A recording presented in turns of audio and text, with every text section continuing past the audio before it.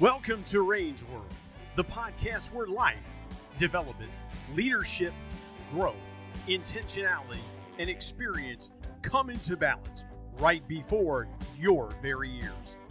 And now, here's your tour guide into Range World, the president of Get Life in Balance, Rain Kansman. All right, welcome back to Rain's World. Here we have another episode, and today I have Mr. Paul LaPine joining us. We're going to talk a little bit about managing change. Paul LaPine's retired Cisco Corporation. Paul started his career in food service industry in 1980, managing a local waterfront restaurant on Cape Cod. Paul left the restaurant business in 1983 to pursue a career in sales to that industry. Over the next 3 decades, Paul held positions in sales, sales management, training and development, and business development. Today, he's here to talk about accepting change in the workplace. This is Mr. Paul LaPine. Hey, thanks, Rain, and thanks for the invite. This is a pleasure and an honor to be with you and to do this. And I know that our history together, we've done a lot of things and worked in a lot of different opcos and had a lot of fun together. And one of the things I think that we've done is been able to bring information to people to help them with their careers, countless people, and to be able to be part of your programs, pretty much a privilege. So thank you for that. So before we start, I just want you to just play along with me a little bit. Okay. Here. Just to kind of drive home a point how change sometimes can be viewed as uncomfortable or awkward. I just want you to cross your arms, just whatever comes naturally, just cross your arms. Now, I want you to reverse your arms. Just put your top arm that was on the top, put it on the bottom. How does that feel? Yeah, kind of like brushing your teeth with your left hand if you're right-handed, right? Right. Yeah. Yes. So in order to get, used to change or to be open to change, I think it's one thing that we have to be aware that change is constant. Yeah. And what happens if you couldn't use your right hand to brush your teeth because all of a sudden you had tendonitis or you broke your shoulder blade or whatever?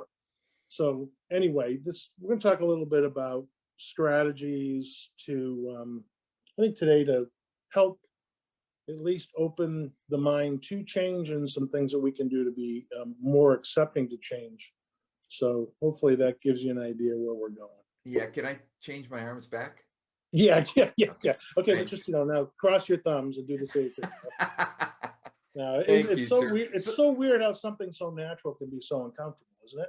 Yeah. Well, and you're absolutely right. We should be ready for change. We should be, the world's been changing forever. We should be ready for it. But I'm one of those, Paul. I'm one of those that's not very comfortable with change. So you're speaking my language. No, I get you. And I want to see proof of concept before, I move forward, because it's like, okay, but I have found over the years, I think the more open and the quicker you move with change, that somebody's already made that determination that we're going to change. Yeah. The quicker you move to the change, the further ahead you are within your organization, and also helps create opportunities within your organization. So that's true. So you picked this topic for a reason. Why do you think managing change is such an important topic for leaders? Well, I think sometimes we get grounded in what we know and how we do our work. And I always have used the analogy from player to coach when we come to change. And sometimes, if you're a good player, doesn't mean you're going to be a good coach in all cases. But with good training, or with some training, with an openness to change, and I think just moving away from the player responsibility, and instead of being responsible for yourself, you're going to be more responsible for the team. Not that you weren't responsible for the team as a player, because the most successful teams obviously are made up of teams that have a good working relationship, either on a basketball court or in any kind of corporation. So I think knowing when to kind of hang up that player jersey, if you will, and then move into the leadership role, assume that. It's important to be able to move quickly. Right. And with conviction. I look at most leaders, I think in any business, are chosen because they did a good job in their previous job function. Yep. I also believe that most leaders that are chosen to go into the next step are chosen because they were open to change. They adapted, they were chameleons. And, without leadership's involvement, without leadership's commitment, most initiatives would just, fall flat or certainly short of the desired outcome if it wasn't for leaders taking responsibility not only to be open to it, but be a cheerleader for it. Yeah. So, if I could use an acronym, Yep. and Okay. and we, how God, in our past, how many acronyms do we have? Right. I can always remember, my first introduction into the operations world. They were throwing acronyms at me left and right, and oh gosh, it's out of my head now that I say that. But what was United Bakers? The inspection company, right? Right. The independent inspection would come in and they would do a facility inspection. And I saw this on somebody's, a certificate on somebody's desk. I go, "What's that?" He goes, "Well, I'm making donuts in midnight." I went and I got my degree in baking. Come on. And there were some other things that they, would throw around at me just to keep me off guard. And I always used to say, "Hey, listen, guys, if you want my cooperation, you got to bring me in on when it's, Right. I'm the butt of the joke. So just give me a warning." SOS, SMS. Yeah, Right. Yeah, swims, and you got them all. Yep. So what I like to, when it comes to change, I like to refer to using the SCARF method, which when you think about a scarf, you think about something that's warm, comforting, embracing, to actually help people work through the process of change from a leadership perspective to their teams. Okay. So first of all, the S in SCARF is for status. I think it's important for everybody within the team to know their sense of worth to the team, to the organization, and how their ideas, their actions influence results with the team. So, being their status within the team is important. So knowing, what that status is and having people aware of that, I think is important. The C in SCARF is for certainty. Okay. And that's up to the leadership to create a level of certainty in the capacity or in the confidence in their teams to get the job done. So knowing that they can be certain that if they pass that information down the line, that the job can be done, and being a cheerleader along the way. And we've always talked about, assigning responsibility without responsibility. Without removing responsibility. So that's kind of along those lines. And then the A in SCARF is autonomy. I think team members cherish that choice of autonomy, and I think they do a better job, and it helps them to create ownership in what they do when they work autonomously with direction from a team leader. But, hey, if you have any challenges along the way, I'm right here to answer questions, but you can figure it out. Let's get together. Let's get to work on this challenge. Let's get to work on the change, and you tell me what you think. But working autonomously within teams, knowing that the leader gave you that responsibility, knowing that you can do or perform the job. And this is all, of course, with the proper training. Relatedness, basically, I kind of tie it to a sense of connection to the coworkers, where there's common goals, there's credibility, accountability. And when you put credibility, accountability, and the goals together, you add them all up, usually creates a work environment of trust.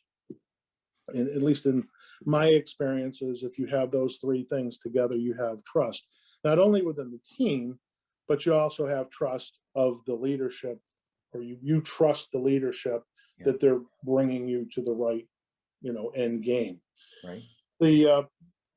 The F in SCARF is for fairness, knowing that everybody in that team is going to be treated equally. And regardless of their ideas and the openness of ideas and the sharing of information, it's not going to be, that's a bad idea. We're going to listen. We're going to throw a bunch of stuff at the walls. We're going to hear out all the ideas, and then we're going to come up as a team with what might be the best way to implement our strategic approach to change. So that SCARF method, status, certainty, autonomy, relatedness, and fairness, kind of sets the stage for, how changes happen in an organization. And I think if you look at change, we have the Bell principle and the learning curve that we've always used. Well, think of an upside down bell and think of the initial communication of change with a team. I think in many cases, and I think in our experience, a lot of times we're in shock when that change comes down the line, whether it's a person or a procedure or a process. Well, we've been doing this for a long time with great success. Why are we changing? Why? Well, we need to change to be more competitive. We need to change to move our operations to the next level in terms of efficiencies or productivity or profitability. So with that, comes the denial, from the team and the workforce. And within that denial, it's fight or flight. Usually there's fear, and a lot of people will run away at that point in time. And depending on, if it impacts their wallet, it can be very, very tenuous without looking at what that big picture might hold for them and what the final goal would actually be like in a new beginning, and where it would actually profit everyone in the organization. So you move down this line through, frustration and hurt. And, those are the people that, I think that the slow adopters within that change cycle are the ones that are why me, where the people who are the kind of the catalyst to change have already, okay, we got to change. We're going to go. They're already into the acceptance, the fact that change is inevitable, and they're confident with the proper training, the proper information, with the team's buy-in, they can move forward to that newfound strength and set new goals. And with hard work, now usually with hard work and the right information, success follows, and then a whole new beginning begins. So just in that cycle, from a leadership perspective, most leaders would probably have a good idea who their change agents are. Right. And that's a time to really lean on those in your team that will help you institute that change. Because I think we all know that all those great ideas, they bubble up from the bottom, right? I think our greatest ideas in the organization we worked for all came from the people who were physically doing the job, that had the ability to kind of look at it a little differently, kind of, dissect it, peel the onion and say, what if we did this? Right. Always kind of looking for that better way. So once we get through the process of, I think, assuring our teams that there's benefit in kind of being the cheerleader through the change cycle and bringing up the laggards, I always think about, just a simple change in an operating system from, let's say, Microsoft XP to Windows 10 or whatever the next generation was, and how those little, intricacies of those operating systems were like, they were like, oh my God, sometimes it was overwhelming, but then you get into it and it's like, okay, we can manage this. I got it. You got it? I'll figure it out.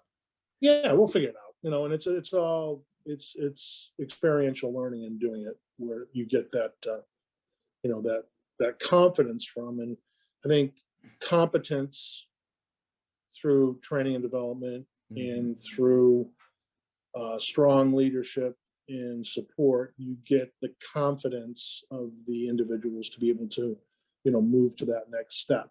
So let me dig into this a little bit.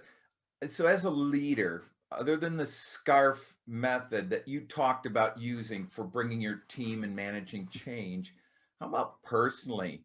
I mean, what would be something, Paul, you would recommend that I start working on if I'm a leader and I'm not really as comfortable with change as I should be?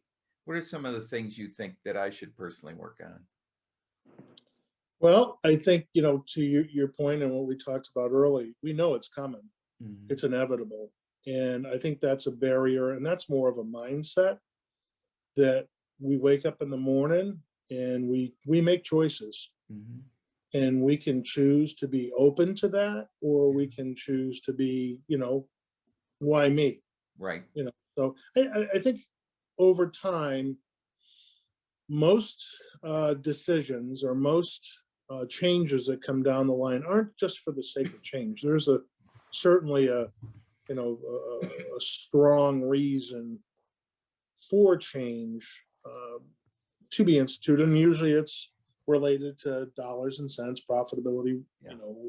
And unfortunately, sometimes those things put the problem before the people. Yep. But if you're in a leadership position and always put your people before the problem, I think your team, if you first of all, that's something internal that you have to kind of make a commitment to, and it's hard. It's a hard thought process. It's just like anything we choose in life, good, bad, or indifferent habits. They say it takes 21 days to form a habit, and that's really true. If you stay with something long enough, that habit, or whatever you do, if you're trying to change something, it will become a habit. Sure. Maybe it's more than 21 days, maybe it's less, maybe some people, again, early adopters go quicker. However, I was listening to somebody this morning, and it was a podcast, and I was in two different places, Right. but it was about a paradigm shift, and paradigms is, how we view business, life, whatever, through the lens that we see it. And what we believe is what we believe. So this gentleman was saying that one of his biggest challenges in his life was to learn every day. First of all, learn every day. And every morning he would get up and he would try to write in cursive, left-handed. He was right-handed Wow. for 1 year. For 1 year. He says, and I have to really focus on what I'm doing when I'm left-handed, because I've made some really funny looking, squiggles on that paper. But, after time, his whole thought process was, you can convince your mind to be as comfortable as left-handed as you are right-handed, and pretty much ambidextrous. Mm. That's commitment. And I Yeah. think it starts with, committing your mind to being totally open to change, and, making your, from a leadership perspective to your team, being very, very conscious of how you communicate that change and what it means. And sometimes as a leader, you have to just bite the bullet, Yeah. even though you might feel that change might not be exactly what you believe is 100% Right. correct.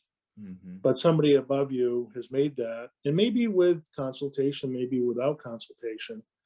However, being, kind of filtering and compartmentalizing that negative out, and just saying, okay, hey, we know we got to do it. We got to move forward. Um, that's tough Yeah. individually, but it can be done. And I think it's a learned behavior, if you Okay. will. And again, I yeah, like that. good. I like that. So one more question I have for you on this, and that is, as a leader, I mean, what benefit? It seems I have to change a few things for me. It's pretty easy doing what I'm doing now. What kind of benefit should I expect from learning those skills, Paul? Well, just that's a great question. Let me just back up one more. Just kind of had an epiphany here, talking about, we talk about change, and sometimes, and my point was, sometimes it's hard as a leader to accept that. Gotcha.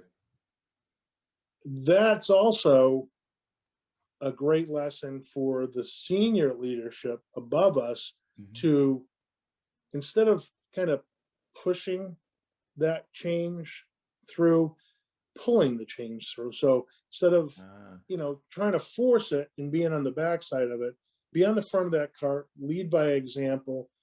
And if that's done, then I think that makes it a lot easier for the leadership in the middle to help their teams, move through. So I like just that epiphany. I like that. yeah. Paul. Thanks. So be the cheerleader. Yeah. Give them support without removing the responsibility. So Sure. as far as benefits, you ask, what are the benefits? Well, if as a leader you're effectively able to institute change and adopt these changes to the satisfaction of the group that you're working with, that certainly should lead to more responsibilities. With responsibilities come options and opportunities. And that's not just for you, that's for the entire team. Because if you're taking that next step, then somebody in the team's probably going to take that next step too. So that's one of the major benefits. The other, I think, major benefit is in working with teams, it keeps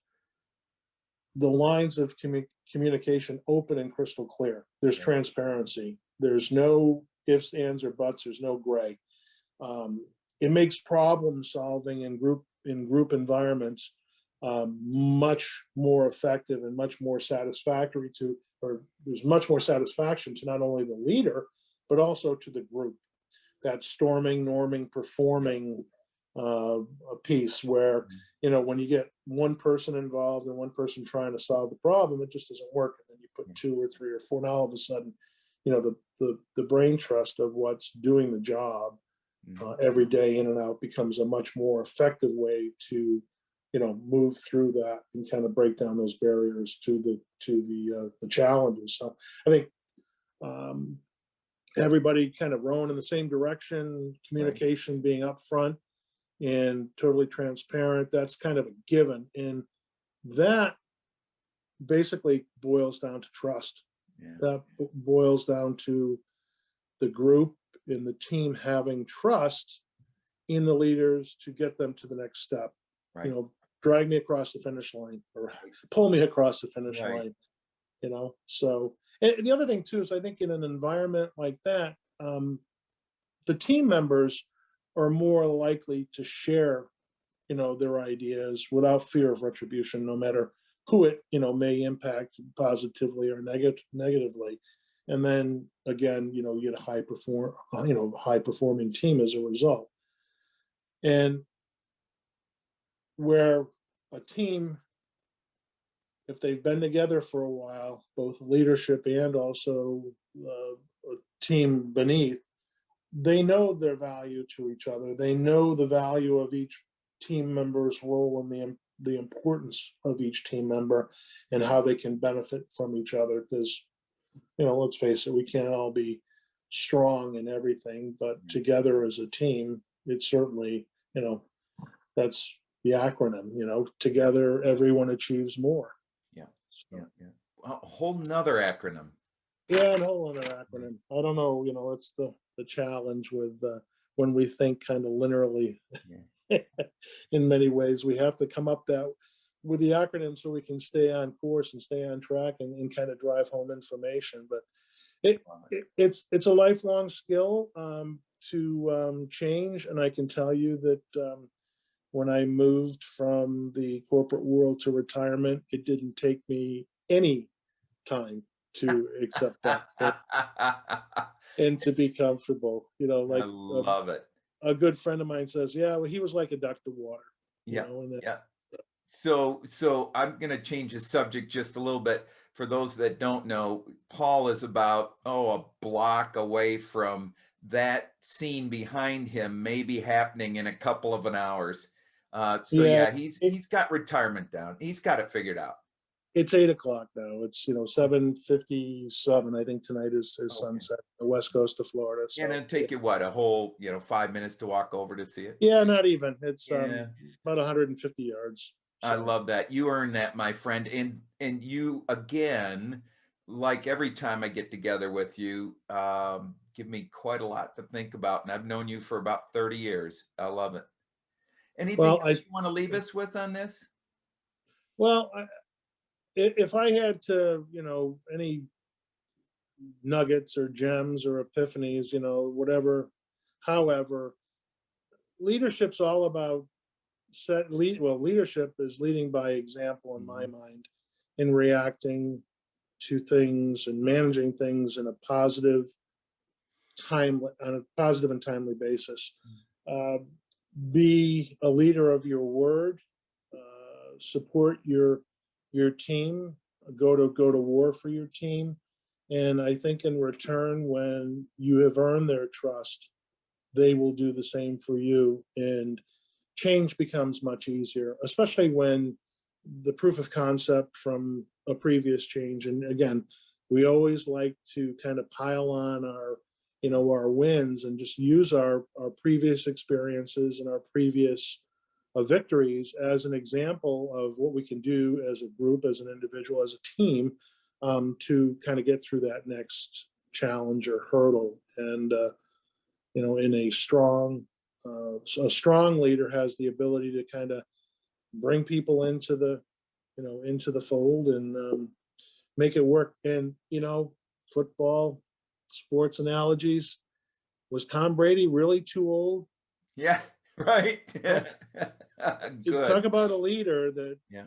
brought his group to the to the end game. Right. I think that was a great example of somebody where it's all about that leader who really made things happen. And it was a great win for the west coast of Florida. Let me tell There you, you go. they're still celebrating. I love that. So do me a favor. Yes, I'm sir. gonna see you next February down there. Save me a beach chair and we'll break Good. bread, Yeah, my friend. that's right. Sounds like a plan. All We're right. always here. You know where to find us. That's right. Well, thank you very much for being a part of this. Great, Rain. It was my pleasure All and right, my my friend. privilege. Thanks. See ya. Take care. This has been another leadership lesson from Rain's World. If this kind of learning whets your appetite, leaving you wanting for another helping of this kind of content, visit me at getlifeinbalance.com.